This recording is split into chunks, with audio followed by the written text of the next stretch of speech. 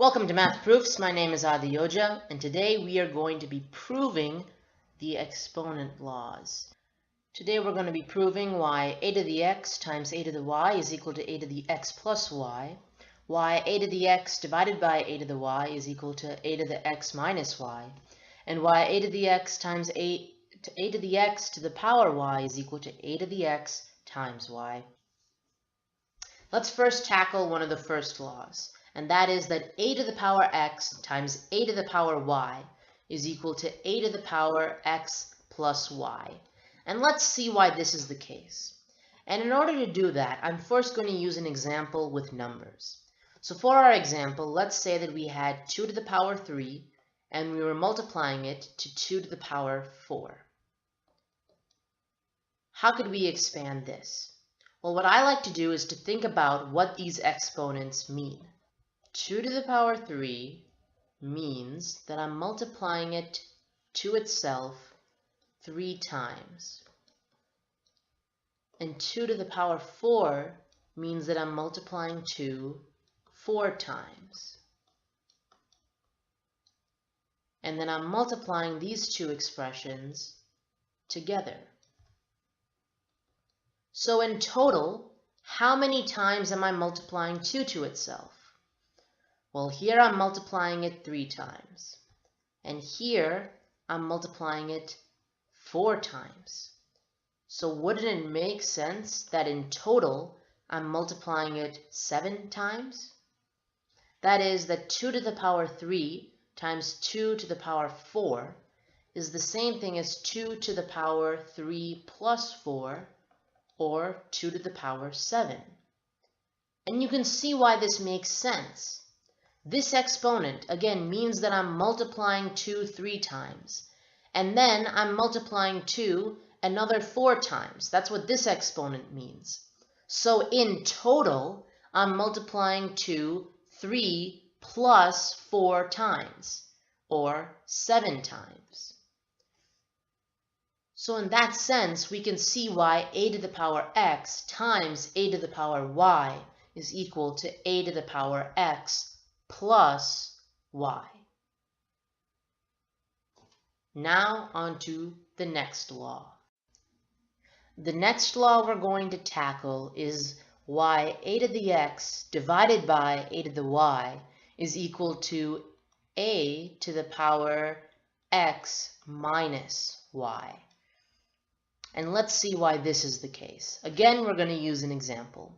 Let our example be 2 to the power 4 divided by 2 to the power 3. And as always, let's see what these exponents really mean. 2 to the power 3 is 2 times 2 times 2. And I'm spacing things out for a reason. 2 to the power 4 is equal to 2 times 2 times 2 times 2. So how can we simplify this fraction? Well, because I have a 2 on top and a 2 on bottom, I can divide these out to be equal to 1. Now, why am I able to do that, you might ask? Well, for every 2 on top, I'm multiplying by some number by 2. For example, this 2 over here is multiplying that 2 by 2. But at the same time, every 2 on bottom is dividing the top number by 2. So if I multiply by this 2, but then I'm going to have to divide by this 2, my number is not going to change. So rather than keeping the 2's in, I might as well just cancel them out and say they're multiplying by 1. Because if you take a number like 3, and you first multiply it by 2 and get 6, but then you divide by 2, you'll get back to your same number 3. Multiplying it by 2 over 2 does not change your answer. So it's much easier to just cancel the 2's out and make them 1 over 1. Similarly, I can do that for this last 2. And as a result, I get my answer to just be 2. And if we want to write it as an exponent, it's 2 to the power 1. So let's look back at what we just did over here. For every 2 on the bottom, we took away a 2 on the top. So, for example, since I was taking away this 2 on the bottom, I took away this 2 on top. When I took away this 2 on the bottom, I took away that 2 on top. And similarly with this last 2. In essence, on the top I had 4 2's. Remember? There were 4 2's here. But then, because there were 3 2's on the bottom, I could take away 3 2's. So as a result, I have 1 2 left, which is this.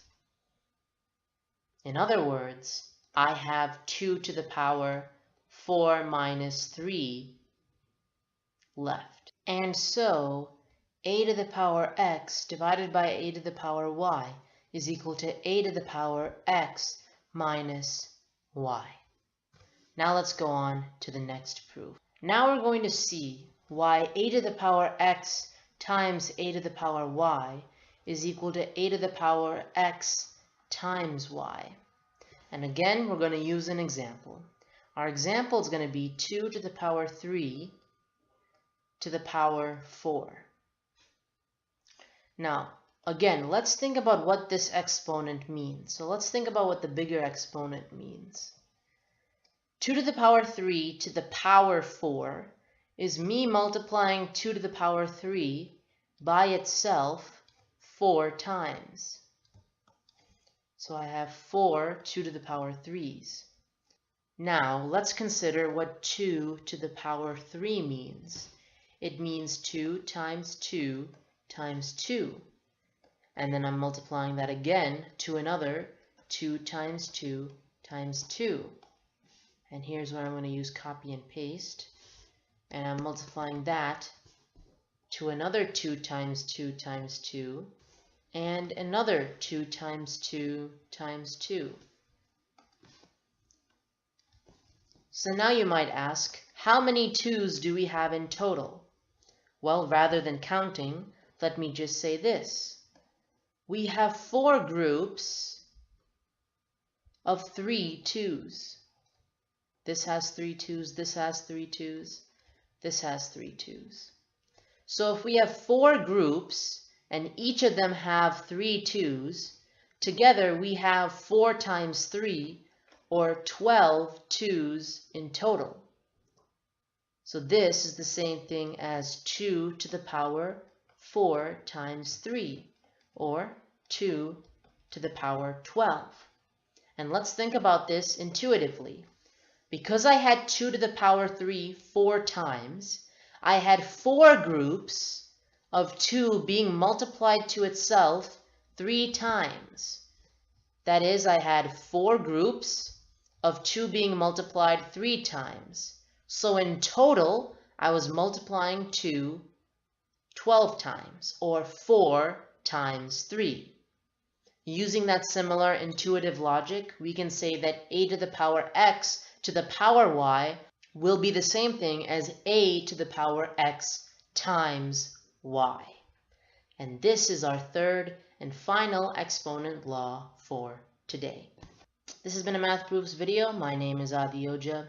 Thank you for watching.